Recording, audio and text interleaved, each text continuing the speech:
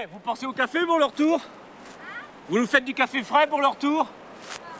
Intérêt, hein? Bon. Bon, on y va, ok. Secoue-toi. On va faire le tour des remparts, Okay. D'accord? Oui. Tu vas voir, c'est super, regarde là-bas. Tiens, on va descendre par l'escalier, là. On va passer là. Où? On va Où, là? monter le rocher. Ah, Ouais, c'est ce qu'ils veulent. Tu vas voir, c'est sympa comme balade. En plus, blague mise à part, c'est la plus jolie balade qu'on puisse faire à Saint-Malo. Il est beau ce château. oui. Hein? Oui. C'est Comme quel cette château? ville était défendue, c'est incroyable. Tu sais qu'il fallait avoir une certaine santé d'ailleurs. Ça a foutu toujours les chaos, les Anglais chaos, parce qu'ils n'ont jamais réussi. Ils ont Jamais. fait combien de siècles. Ils ont tout essayé, machine infernale, tout.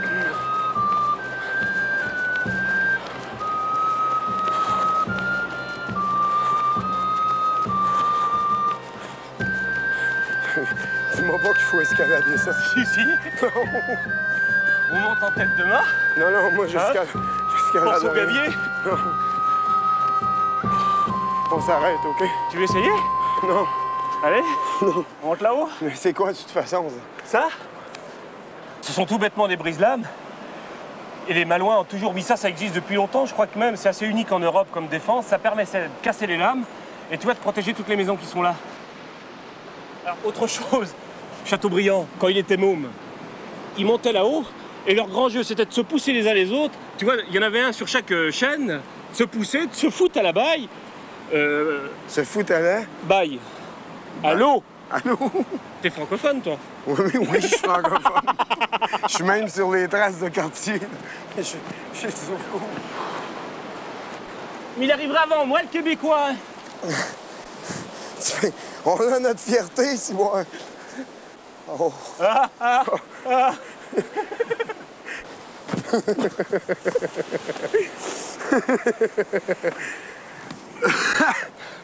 Alors tu vois, tiens là-bas. T'attends? Tu vois la pointe? C'est la tombe de Chateaubriand. Comme tu peux voir, c'est la tombe d'un modeste. Oui. Et là, il y a son... Là, tu vois, là, il y a sa statue. C'est là? Ouais. Alors, comme il était ambassadeur de France longtemps, comme tu peux voir, le rocher où il est enterré entoure à marée haute. Alors, il a ses heures de réception, tu vois, il a gardé ses habitudes de diplomate. Si tu viens après l'heure, c'est plus l'heure.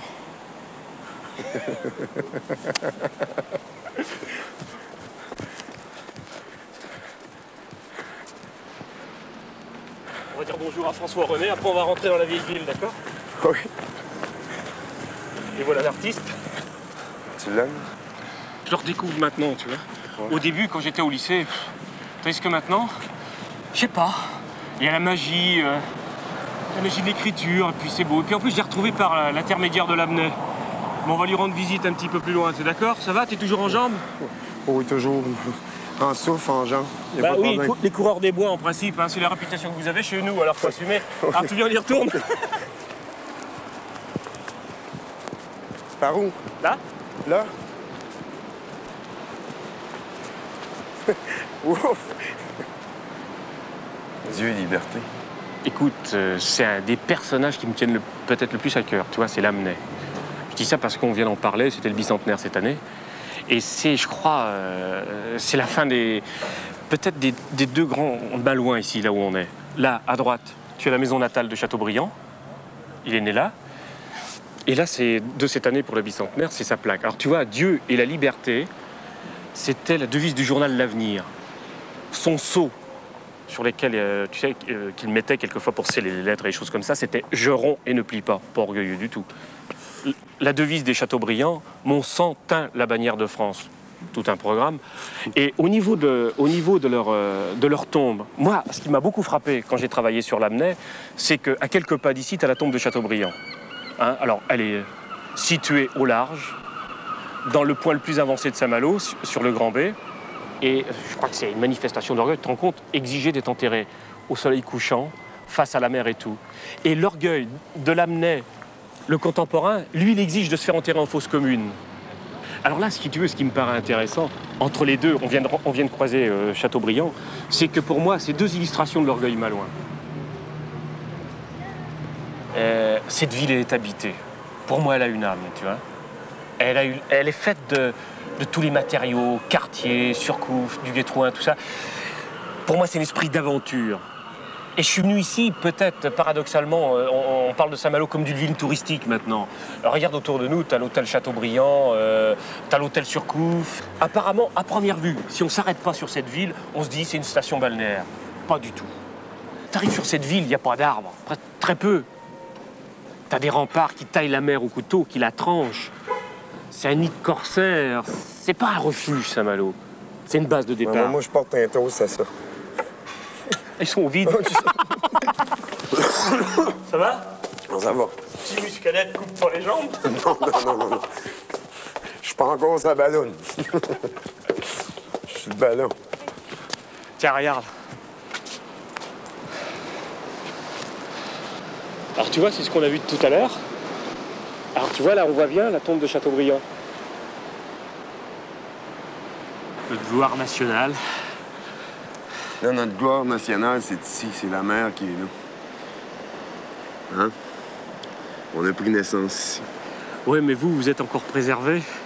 Vous avez d'abord l'espace. Nous, les gloires nationales, comme disait Chateaubriand, on est la ville où il y en a le plus au mètre carré. Alors ça peut devenir oppressant. D'ailleurs, c'est notre grande tentation d'exploiter tout ça un petit peu. Si tu veux, moi, je m'en rends compte. Même quand je reviens ici, quelquefois, avec des copains, je leur fais une visite, j'ai l'impression de devenir un gardien de musée. On y va? Oui. On continue, je vais te présenter le loulou dont je t'ai parlé tout à l'heure.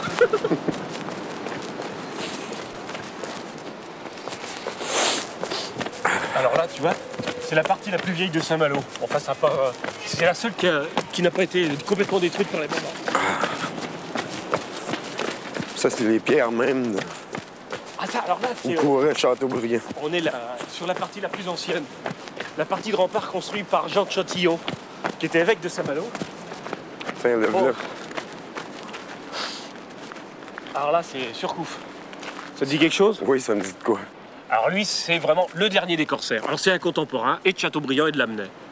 Il a navigué très peu de mois, ce qu'on fait, mais il a fait des coups faramineux. Il a foutu quelques volées aux Anglais dont ils se souviennent encore. La prise du Kent, c'est une des plus célèbres prises de Surcouf. Il a pris un navire où il y avait 400 hommes, 60 canons, avec lui 60 hommes et 18 canons. On est quand même balèze des Malons, non? Ah oui, beaucoup. Bon, on continue? Oui, oh, il n'y a pas de problème. Ça va? T'es en souffle? En pleine forme.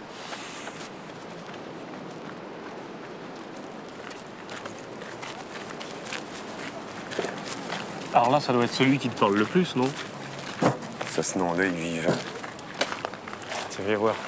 Viens voir le bronze par qui il a été fait, là derrière. Tu vois, paradoxalement, alors que c'est peut-être le premier des Malouins célèbres, regarde, le monument est de 1905. Ben, pour moi, c'est le monument le plus vivant qui est ici. Tu vois? Ici, c'est peut-être la première place où je me sens vraiment chez nous. Et pour moi, ça, c'est un peu l'estuaire du Saint-Laurent qui est là. Tu vois? C'est lui qui nous a nommés. Ben, tu vois, moi, je vais te dire une chose. Tu vois, c'est la première fois que tu parles dans la visite. Qu'est-ce qui s'est passé? Qu'est-ce qui s'est passé? Ben, c'est tout ça. Ben, il s'est passé qu'on est arrivé, Calvaire, on est arrivé là-bas, puis bon Dieu, on était complètement à plat, lui et moi, devant le quartier. Je suis arrivé sur les remparts, déjà Surcouf, il m'a démobilisé. Parce que Surcouf, j'avoue À que cause là... de son bras, il est des dos. Non, et puis en plus, il y a une espèce de caricature. C'est vrai, cette espèce de playboy qui monte l'Angleterre. Ah, j'en ai rien à foutre. Ouais. Je veux dire, il a réussi des beaux coups guerriers, très bien. C'est la charge de la brigade légère, très bien. Puis tout d'un coup, on passe à autre chose, on arrive devant la statue de Cartier, et il y a la tentation d'enchaîner sur le même ton. Et ça colle plus.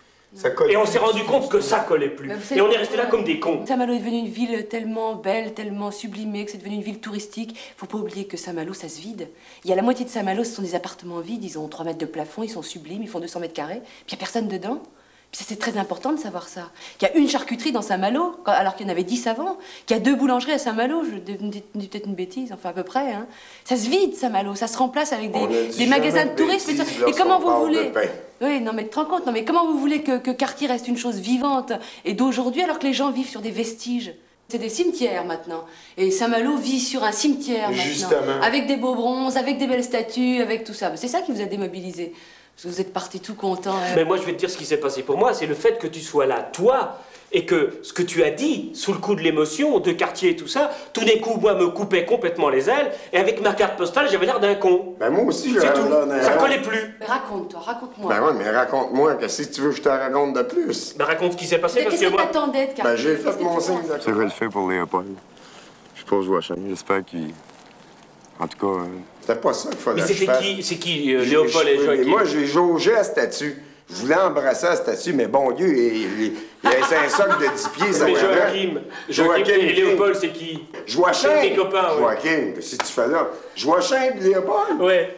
Des êtres merveilleux qui m'ont dit d'embrasser la Bretagne entière parce que pas que Saint-Malo, la Bretagne, ils ont des lèvres tellement larges qu'ils peuvent embrasser un continent, c'est quoi? Mais pourquoi ils t'ont demandé d'embrasser Cartier, puis ce signe de croix et tout Parce ça? que Cartier, c'est eux pour autres. eux. Cartier, c'est leur ancêtre, puis c'est leurs enfants. J'ai senti ça en eux autres, moi. Comment vous le trouvez? Ça ressemble comme deux gouttes d'eau. Ça ressemble comme deux gouttes d'eau. Vous l'avez toujours imaginé de même? Ben, on l'a imaginé comme ça, les autres, là-dessus, parce que c'est... En fait, Ça fait de même le c'est toilette. un homme bien bâti. Tu le préférerais à Napoléon. Oui. Ouais. Oui, parce que le génie, Napoléon, il a voulu être empereur de tout le monde entier. Tandis que lui, Il voulait être empereur du Québec. Lui, il voulait être empereur pour nous autres, hein? Parce qu'il y a des... C'est lui qui nous a découverts. Sans lui, vois-tu, on ne sait pas comment se construire. Jacques Cartier est meilleur que Napoléon. Oui. Pourquoi? Parce que Jacques Cartier, lui, il avait un objectif dans la tête. Découvrir le Canada. Il l'a découvert, le Canada. Il a réussi son affaire. Il s'est pris par une fois, deux fois, peut-être trois fois. Mais il a découvert le Canada. C'est-à-dire que Napoléon, il voulait être empereur du monde. Il n'a pas réussi. Pas bon. Il a pas réussi. Pas réussi. Bon, il a raison, hein. Napoléon, c'était pas bon. S'il avait réussi à être empereur du monde, on dirait oui. Mais ils disent qu'il était empereur quelques secondes seulement. Hein? Quand? Ben, quand? Il est mort. Il n'a pas réussi. T'as dit que toi, tu as réussi. Mais si il n'y avait pas eu le début d'un fait français au Canada, jamais on ne parlerait de Cartier pratiquement. Il aurait été un type qui est parti là-bas, il y a eu la pêche dans le Grand Nord. Et parce qu'il faut attendre le 19e siècle pour qu'on reparle de Cartier. On l'a complètement oublié pendant plusieurs siècles. Oui, on l'a oublié pendant au moins 2 siècles. Eh oui. Les Français mettent très facilement une croix sur Cartier. Il n'existe plus. La statue qu'on a vue ce matin, t'as vu la date? Elle est de 1902 ou 1905. Cartier, c'est vrai, c'est la quantité Comment ça, négligeable. c'est une quantité négligeable? Mais je te dis ce qui est un fait. Il faut que ce soit vous qui nous le racontiez. Parce que nous, on sait qu'il est parti d'ici, qu'il est passé avec ses 3 bateaux, qu'il est parti. Le Saint-Laurent est là, regarde-le. C'est le début, alors d'une certaine façon. Mais c'est vrai. Oui. Ils sont dans le Havre à Cartier. C'est lui, le Havre à Cartier. Ça doit être les 2 bateaux qui sont là. Ils nous ont toujours dit, nos grands-pères, de père en fils, que c'était là. Ça donne à peu près à demi-chemin entre le fort existant que vous voyez et le quai. Vis-à-vis. Tu peux passer là des journées et des journées. C'est ça qu'ils appellent les havres en canson, afin qu'on puisse... Les havres en quoi? En caleçon. En caleçon? Ah oui, en caleçon. Hein? Un vieux capitaine, un vieux marin, là, un havre en caleçon, c'est que le capitaine qui est habillé avec des caleçons puis avec des cordes de flanelle, dans ce temps-là, il était pas habillé avec des bikinis, il était habillé avec des cordes de flanelle. Comprends-tu? Un havre en caleçon, c'est qu'il peut ôter ses culottes, il ôter sa chemise, puis coucher dans son lit. Il n'y a pas un temps qui va le dégrader. C'est ça ce qu'on appelle un vieux marin. Un vieux marin toujours baptisé un havre en caleçon. Il paraît qu'il y aurait hiverné ici. C'est qui en 1536 ou en 1535? Ils mouillaient dans le Havre ici, là. Puis ils débarquaient à faire leur lavage parce que quand il y avait du vent contraire, ils étaient longtemps mouillés. 8 jours, des fois, c'est pas gênant que le vent était contraire qui était mouillé. Là, Puis parlez-vous de Jacques Cartier ou on parle de Jacques Cartier, là. Jacques Cartier. Ah, puis il y a des Français qui ont suivi. Il venait ici. Puis les Il a Français lavé qui ont le suivi. linge. Il a appelé ça le Ça a été ruisseau de la baptisé, lessive. ça, oui. C'est appelé ça le ruisseau de la lessive, parce que la lessive voulait dire qu'il venait faire le laver de leur linge. Puis c'est Il encore venait faire comme ça. leur lessive. C'est encore comme ça, le ruisseau de la lessive. Il est resté. Puis c'est de la Après terrible des mono. 100 ans, il est resté le ruisseau de la lessive. C'est de la terrible mono. Cartier, il vous appartient plus à vous qu'à nous. On l'a simplement laissé partir. Mais la part du rêve qu'il a emmené d'ici, c'est vous qui l'avez gardé. Moi, j'ai ce sentiment-là.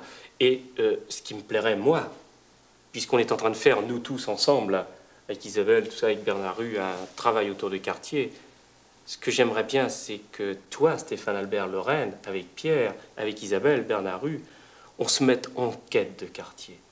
Et qu'on nous le rende aux 2 côtés, ensemble, dans ce qu'on a de commun, de racines, et surtout, ce qui me paraît plus important de tout, de part de rêve.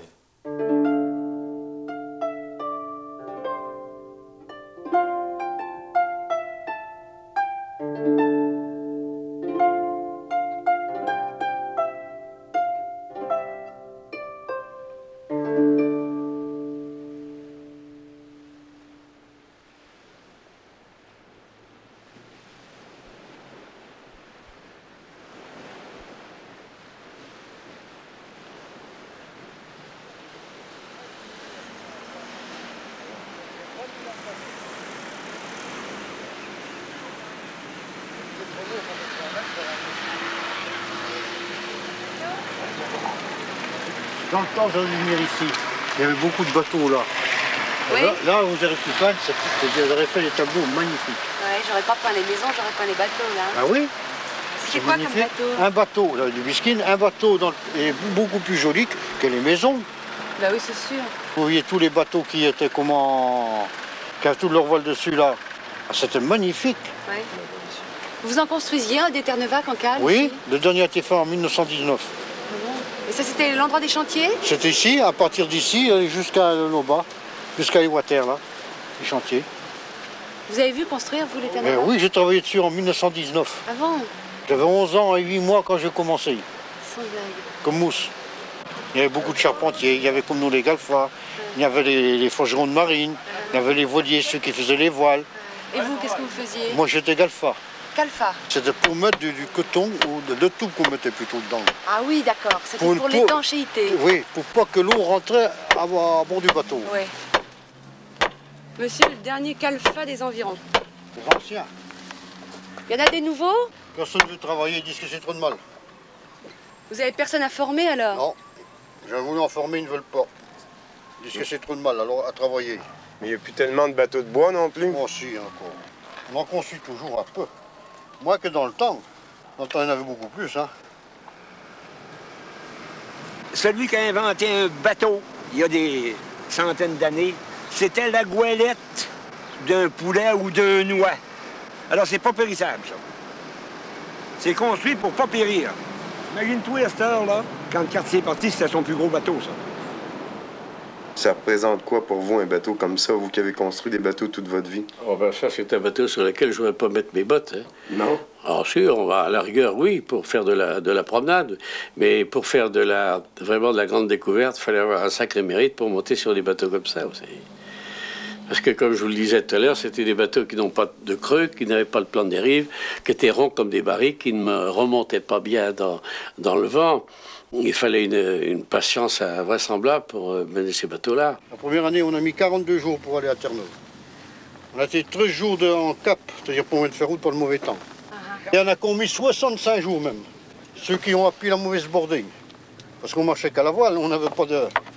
On n'avait pas à ce moment-là de moteur, nous. Hein. Le moteur, c'était pas connu, nous. Ça y a pris 20 jours à venir. 20 jours. Non, non, non, non, Le non. premier non. voyage, oui. Ça a pris plus que 20 jours à partir d'Europe. Il est parti le 20 mai 1530, le 20 avril 1534.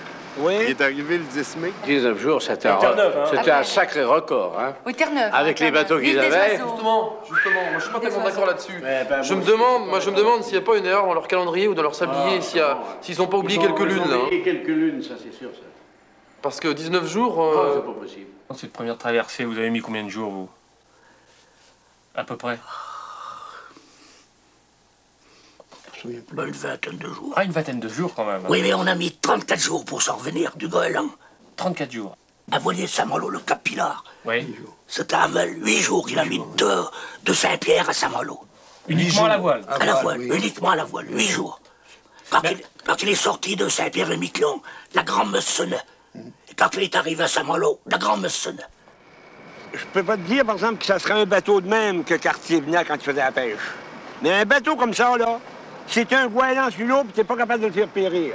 Mais louvoyer, avec une pareille affaire, là, impossible de louvoyer avec ça. Mais Jacques Cartier le savait. Il le savait, Jacques Cartier. Je me figure Jacques Cartier sur le pont de sa grande hermine avec son astrolabe pour essayer de relever, viser l'horizon et le soleil quand il était au plus haut dans le ciel pour déterminer sa latitude au-dessus de l'horizon, alors que son bateau roulait tribord et bâbord, ou tanguait comme ça. Déjà, au sextant, on a bien du mal. Sur un avion qui bouge pas, ou sur le pont d'un paquebot qui bouge pas, c'est facile de faire un point.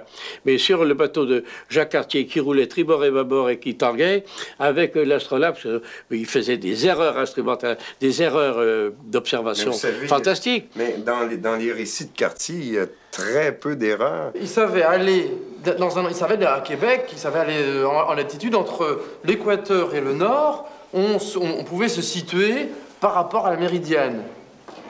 Ça voulait dire qu'ils savaient où ils allaient, mais ils ne savaient pas quand ils arrivaient.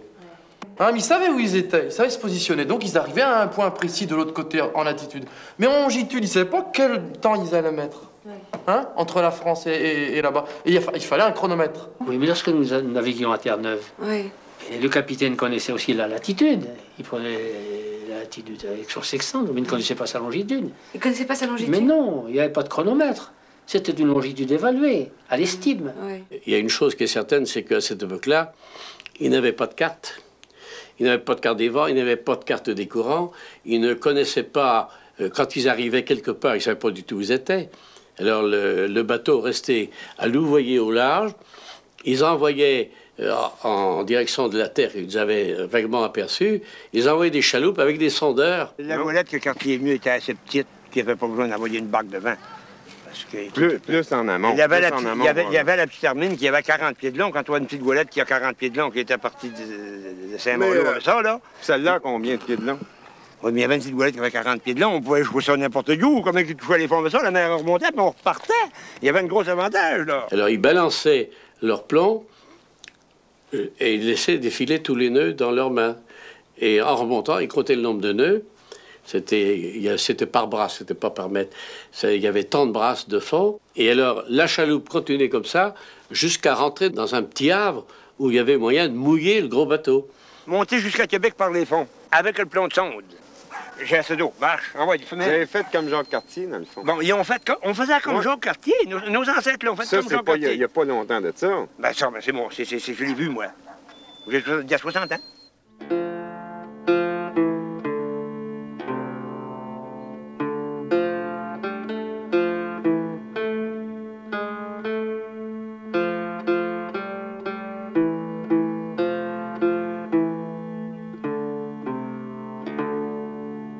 Quand ils sont partis pour découvrir le Canada, qu'à mon sens, Jacques Cartier connaissait déjà.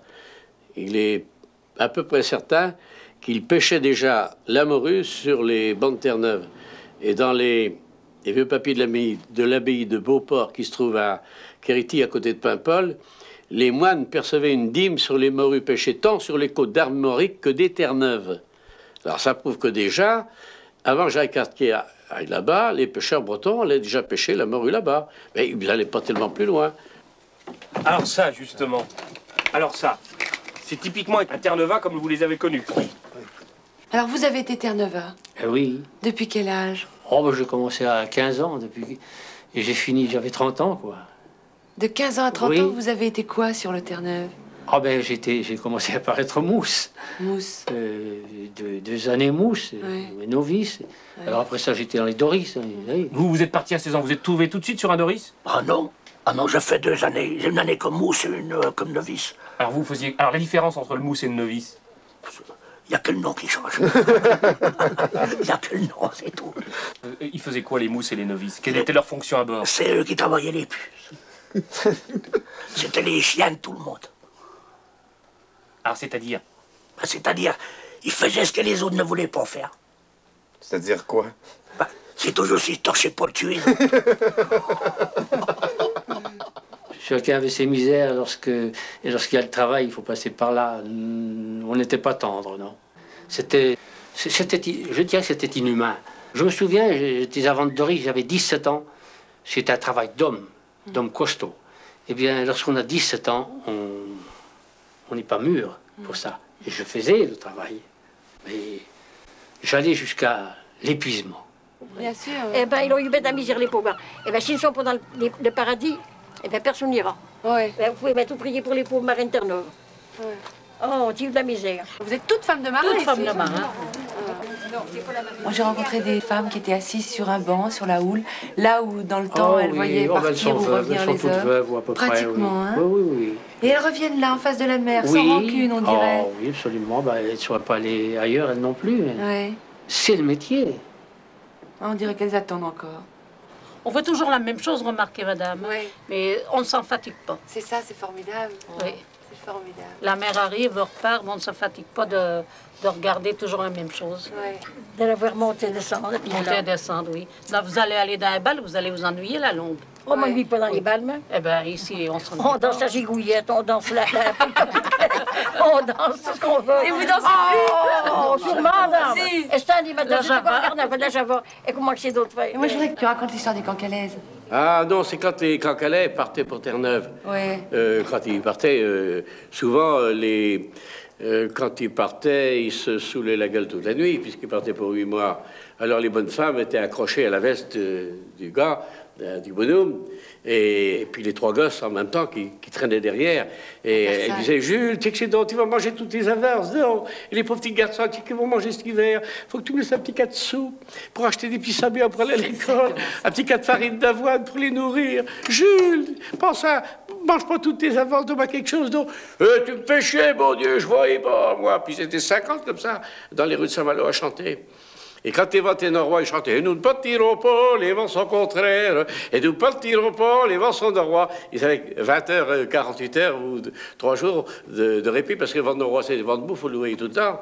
Et le noyer tout le temps avec de la viande saoule, c'est pas commode. Alors bien souvent, le capitaine mouillait en rade de Saint-Malo 24 heures à dessouler la viande. Et quand la viande était dessoulée, il pouvait les faire monter dans la monture, puis à Paris, à partir pour Terre-Neuve. Il peut bien partir. Ah, mon Dieu, une pareille verte comme on a pas ça. Et dire que, là, il allait enterrer un copain, il disait ça. Tiens, ben, je mets un petit coup de mes copains. Alors, une autre journée, les pauvres me se ramenaient.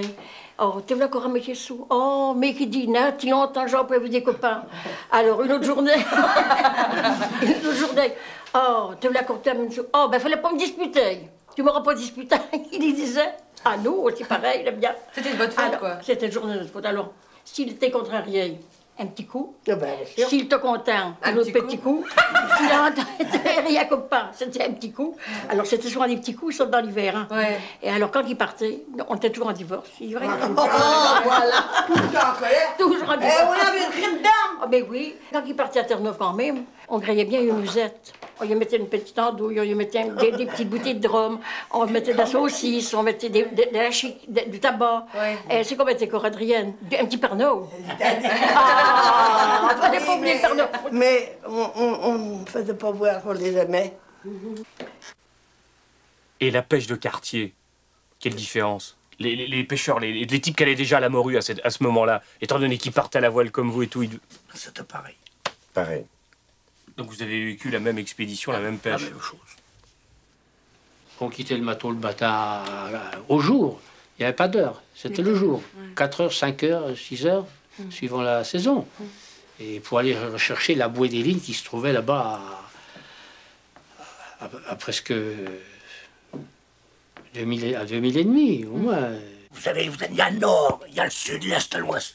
Oui. Et entre choc, comment on appelle ça, les machins cardinaux. Vous avez le nord, nord-quart nordé, nord-nordé, nordé et nordé. Chacun avait sa tente. Nos lits étaient pas tendus dans la même direction. Chacun avait sa direction qui nous était fixée par le capitaine. Oui. Un allait ici, l'autre allait là-bas, ainsi de suite. Celui, supposons qu'il tendait au nord, mettons que le bateau est cap au nord, là. Alors, il commence à mettre les lignes. De façon que le bateau, quand il allait éviter, il n'allait pas attraper les lignes. Ah oui. Alors il commence à supposons par ici. Celui qui avait la tente du nord. L'autre qui avait la tente du nord-quart nordé ou nord-nordé.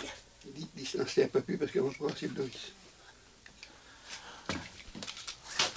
Celui qui avait S. Et tout ça, il faisait le tour du bateau. Ah d'accord. Mais qu'est-ce qui vous faisait le plus peur en tant que marin en mer? Ben, c'est toujours la brume. La brume, c'est ce qu'il y avait de plus. Ben, sûrement. Vous êtes dans la brume le matin, et puis vous devez repartir, vous faisiez comment? Ben oui. Pour naviguer? Ben, ça n'empêche pas. Non, mais ils naviguaient comment pour s'orienter et tout ça? Vous aviez un compas. J'avais des compotes d'Oris. Voilà, un compote d'Oris qui est authentique, qui a pêché peut-être 100 000 morues sur les bancs de Terre-Neuve. Et ils ramaient pendant 1 heure ou 2 et ils arrivaient sur leur bouée. Et il fallait la trouver. Vous savez, dans la brume. On y voyait des fois y voir comme ça à 10 mètres. La bouée était grosse comment? Elle était grosse comme ça et longue comme Il n'arrivait pas que vous cherchiez plusieurs heures avant de retrouver la bouée? Ah, ça arrivait cette fois, ça. On appelait ça promener les Parisiens. ouais, c'était le nom. Alors quand on trouvait pas la bouée qu'on cherchait, on promenait les Parisiens. Ça s'appelait promener les Parisiens. Et avec le compas, vous retrouviez le bateau tout coup. Mais il fallait. Mais il fallait, mais est-ce que ça arrivait? Ah, ça est arrivé, qu'il y en a qui ne l'ont pas retrouvé. Oui. On dit ici femme de marin. Femme de chagrin. Voilà. Ça vient d'où, ça? Eh bien, ça provient des deuils que ces pauvres femmes ont eu à supporter. Et, vous savez, beaucoup de femmes sont devenues veuves du fait de la mer et de Terre-Neuve. Et on disait femme de marin, femme de chagrin, oh oui, vous savez. Et les gens se noyaient. Moi, je vois dans ma famille, c'est lamentable. Mon père s'est noyé à Terre-Neuve. Mes oncles, j'avais 2 oncles, ils se sont noyés à Terre-Neuve. La fin, c'était... Mon grand-père, il s'est noyé à 80 ans. C'est pas vrai. Ici, à la pointe du Grouin, là, ouais. C'était un vieil acharné d'allonger ses lignes sur les rochers. Ouais. Il allait tous les après-midi, il allongeait ses lignes. Un bon après-midi, il n'est pas revenu. On dit qu'est-ce qu'il y a eu. On s'est mis à la recherche tout le village le lendemain, puis on l'a trouvé. Il était enfoncé dans la vase, là, comme ça, avec un trou comme ça dans la tête. Et il était tombé, était-il mort en tombant? On ne sait pas. Il avait 80 ans. Il avait, je crois, 37 campagnes de Terre-Neuve. Il n'y était pas resté, il y est resté ici, dans les cailloux. Et vous avez vécu seul dans votre vie. Et c'est ce qui explique que vous avez été obligé de faire le métier de l'homme, le métier de la femme, d'élever les enfants. Voilà, élever les gosses tout seul. Oui, ouais. Et c'est ça probablement qui est différent. Oui. Celui qui faisait les... parti à Saint-Pierre au mois de février et mars. Oui. Et il revenait au mois de novembre. Oui, 8 mois. Quelquefois sans jamais avoir de nouvelles. Oui. Et vous ne saviez pas s'il était mort ou pas? Nous partions au tout début de mars et puis nous revenions pour la Toussaint. Oui. C'est pour ça que tous les enfants, d'ailleurs, sont approximativement de la même date. Absolument. Hein? Ouais, absolument. Moi, je suis du mois de septembre, n'est-ce pas? Il n'y a qu'à faire le compte depuis janvier, il y a 9 mois. Et tous les fils des enfants de Terre-Neuve sont à peu près de ces mois-là. Le Terre-Neuve venait de rentrer. C'était Jules Goron qui était sur le bord de l'écluse. Et alors, Jules, c'est time, tu m'as pêchaille. As-tu des bandes de langue, des bandes de joues? Parce qu'ils avaient droit à leur cotriade. Une bande de joues de morue, une bande de langue de morue. Ah oui, ma pauvre femme, j'avais des bandes de langue, j'avais des bandes de joues. Puis il dit, petit que tu les bras d'homme. Mais j'ai la dernière petite pouchaille. C'était le petit gosse qu'il avait fait avant de partir, qui connaissait point. De caille. Il est à maille. C'est joli, non? Ah oui, c'est joli. Il est à maille. On avait été 8 mois séparés. On avait 4 mois pour nous, il y a 12. Oui. Bon, eh ben, on a été contrariés pendant nos 4 mois. Il restait pas 4 mois avec vous? 4 mois, mais 4 mois, on se contrariait. On n'était presque jamais ensemble. Et quand on était bien ensemble, que quand on n'était pas ensemble. Ah oui. Écoutez, ma chère, bien reçu la terre. Je ne prendrai pas un marin, je prendrai un cantonnier. Ou un cordonnier. Au moins, j'aurai toujours mes semelles bien levées. Calme, madame, on est très braillards, mais on a beaucoup de cœur.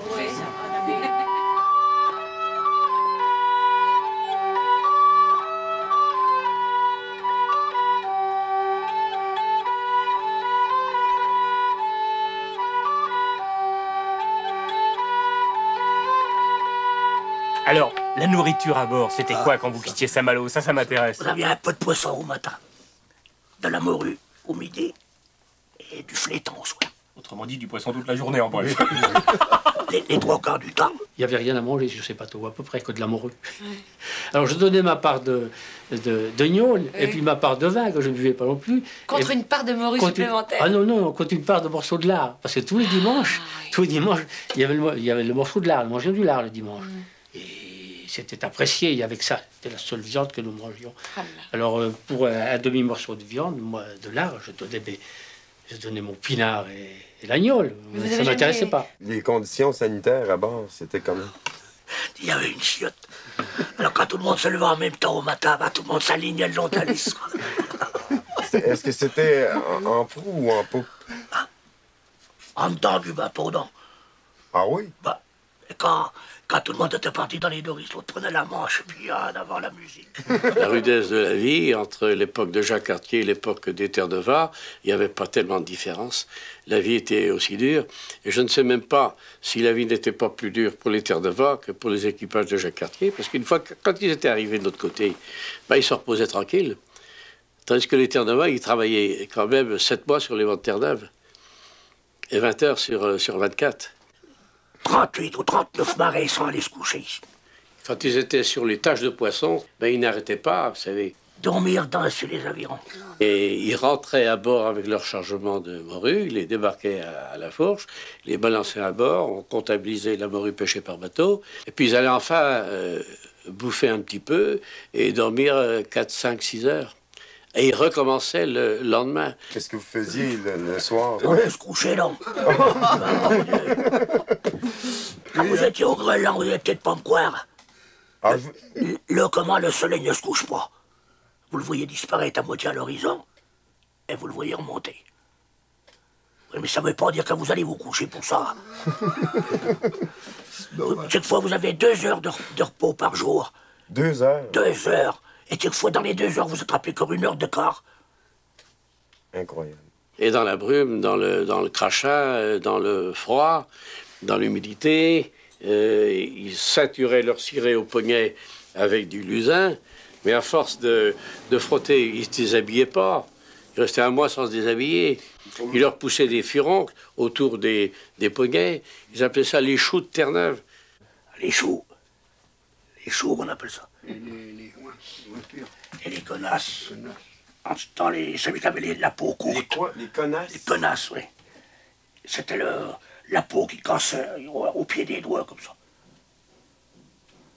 Alors, dans la nuit, vous aviez les mains comme ça, alors dès que vous vous laviez au matin, vous alliez pisser, vous pissiez dans vos mains pour les attendrir. Mais c'est beau temps, vrai, vous racontez pas des histoires. Pissiez dans vos mains pour les attendre. Mais fallait bien, vous aviez les mains comme ça. Alors si vous aviez le malheur de vouloir ouvrir les doigts, c'était les connasses qui rouvraient. Comme lui, il l'a eu, le scorbut. J'aimerais qu'il... Alors, toi, tu l'as vécu, alors à la limite, on peut t'imaginer à bord d'un bateau de quartier, et tu peux nous le raconter en direct. Ça, c'est le résultat d'une mauvaise organisation. C'est quand vous avez mis 50 jours de mer? Ouais. Et alors, j'avais pas prévu... Ouais. Le scorbut s'est présenté comment? Alors le scorbut, des douleurs dans les articulations, on ne savait pas trop pourquoi, et puis tout d'un coup, les gencives qui saignaient, et qui n'arrivent plus à s'arrêter. Et t'avais l'impression que la bouche était comme il dit, là, et à tous venait la bouche si infecte et pourrie par les gencives que toute la chair en tombait jusqu'à la racine des dents, lesquelles non, elle n'est pas arrivée à ce point-là, parce qu'elle est... Oui, mais là, ils en sont morts. Il a une bonne dentition. Parce que... Il n'y avait rien pour les soigner. Comme il n'y avait pas de médecin, comme personne ne savait ce qu'il fallait leur donner, alors voilà. Fallait pas être malade. Il restait là, il fallait pas être malade. Il fallait pas être malade. Au début, on disait, il tire à cul, quoi, c'est un feignant. Au bout du jour, on disait quand même, il maigrit, voilà. Puis s'il mourait, on disait, ben, il était quand même malade. Ouais, terrible, terrible. Voilà.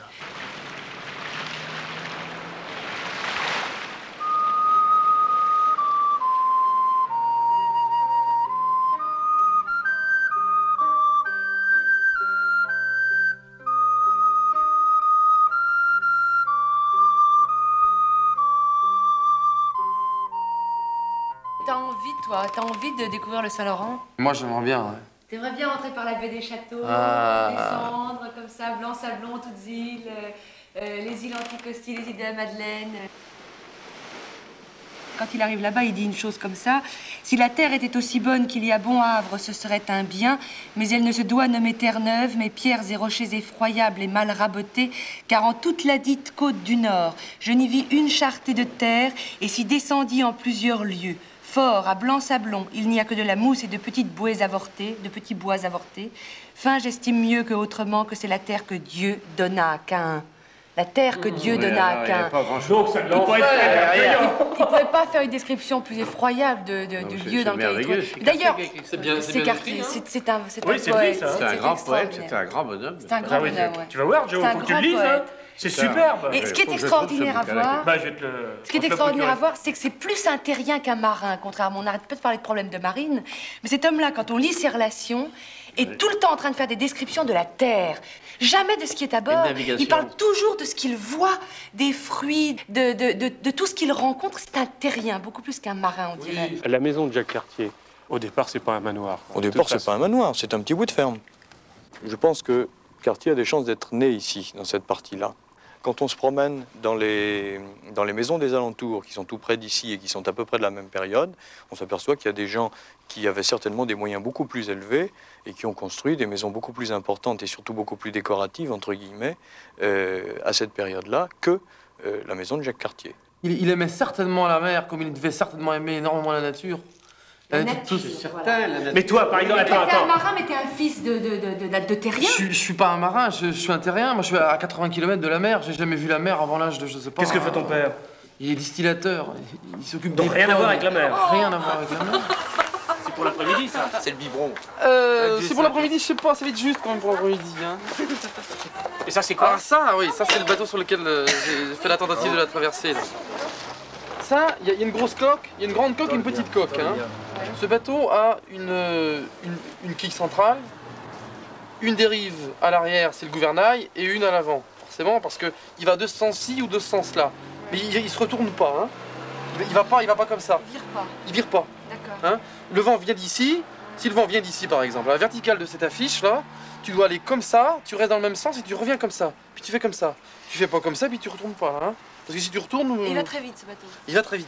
Et ça, tu voulais faire quoi avec celui-là? Ça, c'est la tentative du record de l'Atlantique. Qui s'est soldé par... Qui s'est soldé par un échec. Oui. Il en faut, hein. Il en faut. Financier. Ah, pas ça, pas financier, là. Ah, le bateau était pas en bon état pour... Mais disons, il y a un bateau dans ta cour, là. Tu vas partir en pêche, alors? Ouais. Vous allez partir tous les deux? Ouais. Et vous avez pêché quoi? Une petite bête qui s'appelle le bulot. Le bulot, c'est un escargot. C'est le meilleur, j'adore ça. C'est bon, mais il faut que ce soit bien cuit, sinon... Ça se prend loin des côtes? Non, Papa connaît mieux parce que lui, c'est un professionnel. Comment il est devenu pêcheur? Marin? Je suis venu parce que j'ai quitté l'école à 14 ans, comme tout le monde, et puis il n'y avait rien d'autre à faire. Quoi. Ouais. Il fallait bien de la croûte à la maison, alors je partais à la pêche. Quoi.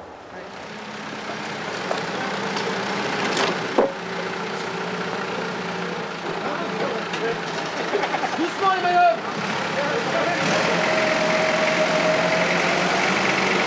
Il est passé fort, hein. On a un gros bateau, ma bof. Il est passé fort, le machin. Je commence, hein, j'ai jamais pêché, moi, de ma vie. Hein. Et papa fait avec moi là, pour m'initier, mais... T'as navigué? À naviguer, ouais, mais pas à pêcher. Qu'est-ce que t'as fait? Ah, il y a 6 ans. Ouais, il y a 6 ans, j'ai construit un bateau. Tu y es resté combien de temps sur l'Atlantique? On est resté, la première fois, on a traversé plusieurs fois, mais la première fois, on est resté 50 jours et 50 nuits sans voir ni terre ni mer. Ni terre ni individu, je veux dire. Encore un mètre, allez-y!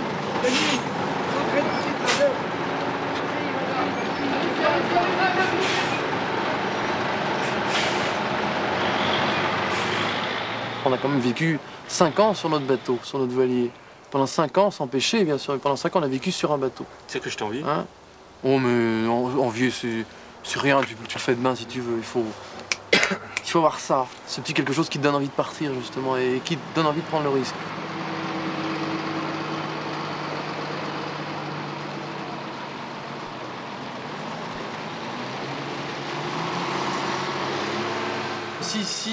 Si Cartier a choisi le roi a choisi Cartier, c'est que bien entendu Cartier c'était quand même un sacré gaillard, c'était un type qui avait une grosse poigne quand même, qui avait vraiment envie de faire quelque chose.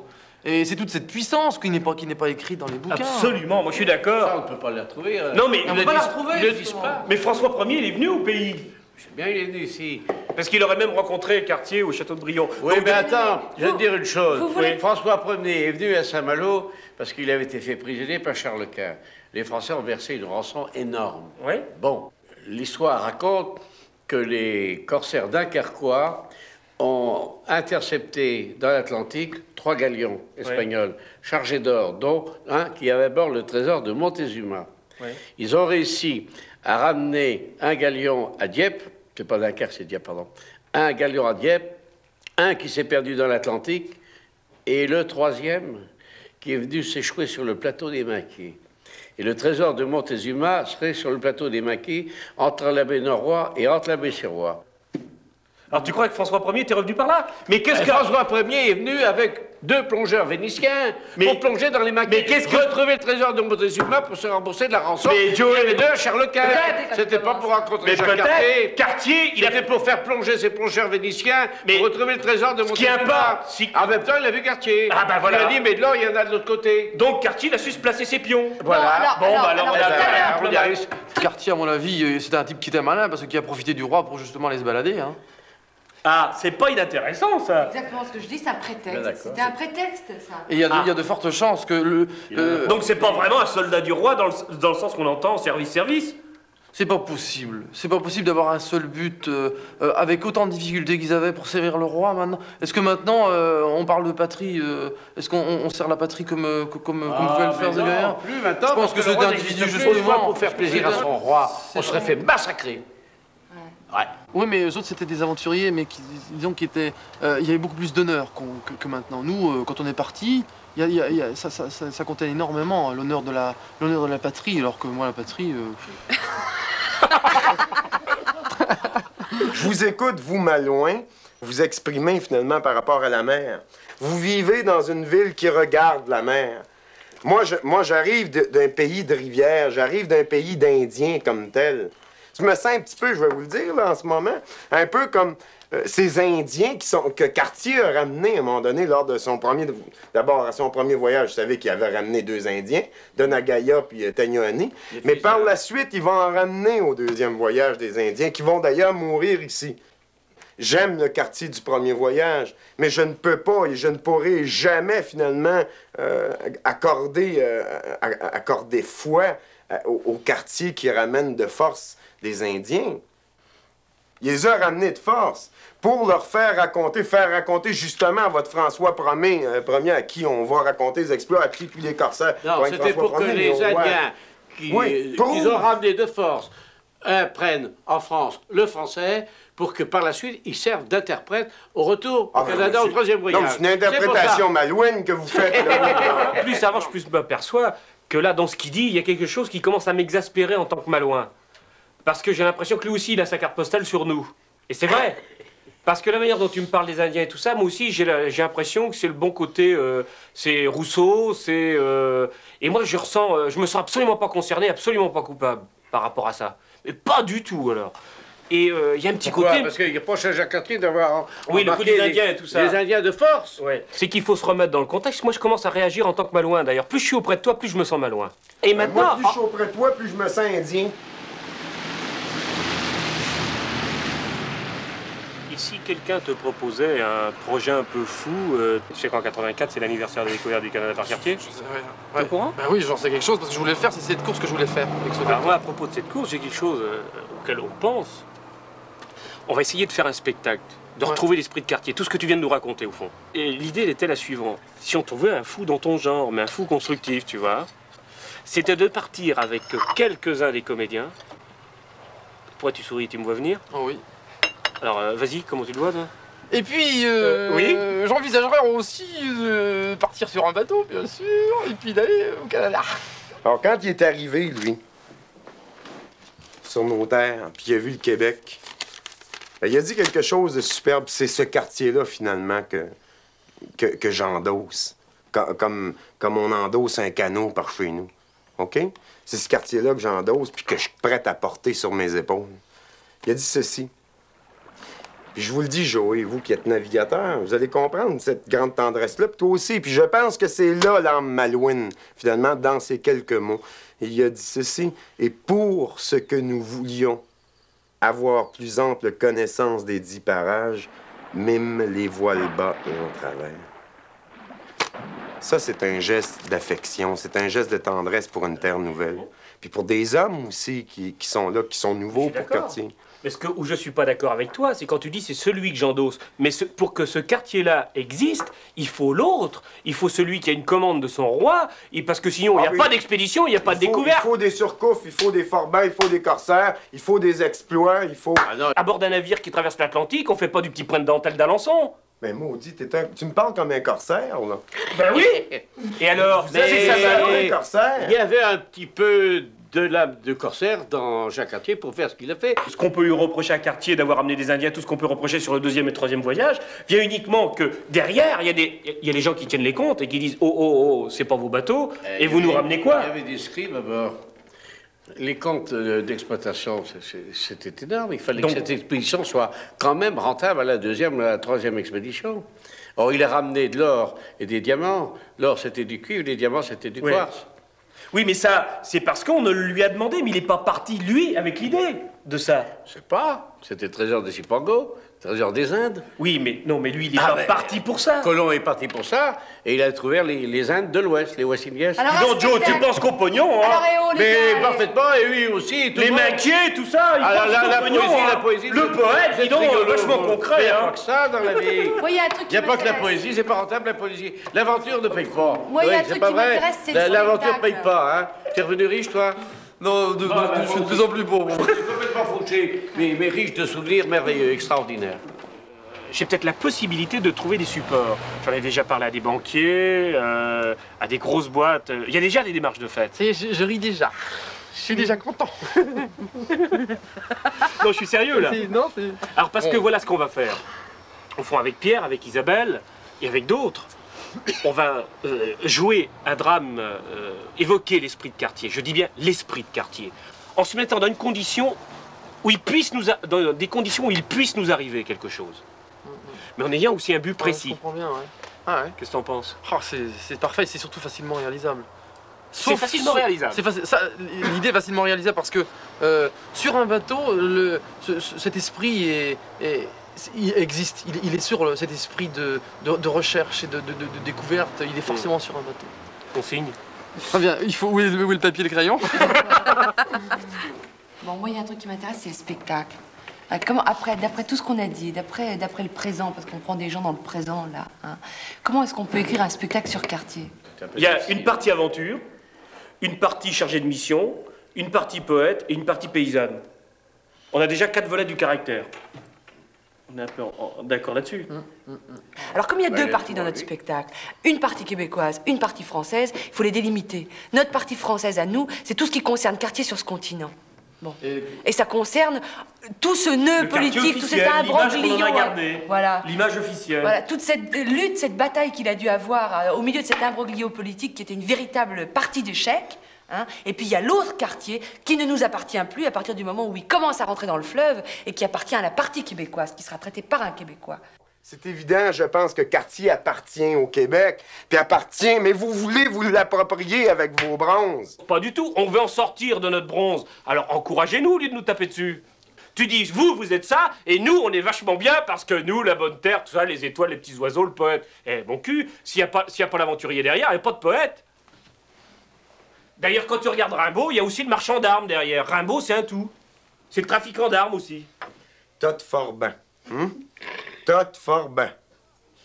Et puis après tout, le côté corsaire qu'on a encore entre nous, vous pouvez peut-être nous rendre une poésie, mais on peut peut-être vous ramener le côté corsaire dont vous avez peut-être besoin en tant que peuple. On peut les juger de notre manque d'aventure à nous. Je préjuge pas, c'est toi qui ramènes tout à la poésie. La poésie, c'est beau, j'en refuse pas, mais elle s'appuie sur un autre fond. Et ce que je te reproche, c'est de le récuser, ça, le côté aventurier. Et effectivement, dans tout homme, toi comme moi, il n'y a pas que de la poésie. Et la poésie, quelquefois, je veux dire, bon, c'est peut-être un peu gonflé, mais quelquefois, la belle fleur, elle vient sur le tas de fumier. Faut du terreau, faut de la pourriture en dessous pour que ça naisse. On appelle ça de la marde par chez nous. Oui, il faut de la marde. Bon. Et je veux dire, nos poètes, ils sont peut-être nés, Chateaubriand, il est pétri d'écrivains, merde. C'est pas un corsaire, celui-là. Que j'aime, OK, on l'a, la comparaison. Bon. Tu parles de Chateaubriand, tu parles de Cartier. Cartier est venu au Nouveau Monde. Chateaubriand aussi. Oui. OK? Mais Cartier, finalement, puis c'est dans ce sens-là que je trouve Cartier beaucoup plus puissant comme poète. Cartier a nommé des choses. Tandis que Chateaubriand avait, je sais pas, l'âme aux vagues ou à n'importe quoi. Il a fallu qu'il aille chercher une héroïne pour parler de l'amour qu'il avait des gens d'ici. Alors, c'est ce que je lui reproche, Mais finalement. attends, tu le déformes. Tu dis, il a été chercher une héroïne, t'en sais rien. Il y est allé parce qu'il y avait la Révolution française et qu'il avait chaud aux faces en France. Ah oui, il avait parce chaud que aux sa fesses. famille a été décapitée Hey, une bonne fois. Savais-tu Oui, que- mais laisse-donc écouter. Non, Oh! Savais-tu que Chateaubriand décrit dans ses mémoires d'outre-tombe sa rencontre avec le général Washington? Ouais. Alors que le général Washington dit « C'est dommage, j'ai manqué la visite du jeune Chateaubriand. Ouais, Hey, ça- c'est quoi, ben, ça? ça prouve qu'il C'est est- l'âme d'aventurier, de forban puis de corsaire. Mais pas Ça du y tout. est. Ça y est. Il y a des gens qui racontent des événements où ils n'étaient pas, qui le racontent mieux. Ça, c'est la vision du poète. Je comprends pas que tu la réfutes. Parce que Chateaubriand a décrit des choses dans son voyage de Paris à Jérusalem qu'il n'a pas. Ça s'incarne, Eh, la poésie. Et La ça, c'est poésie, pas du. ça prend Eh, racine. c'est pas de La l'esprit poésie, c'est forbant. une terre qu'on Tu sens nomme. que je t'apporte des La arguments, tu me poésie- les coupes. C'est la pas de l'esprit poésie- forbant, ça. La poésie, c'est le silence.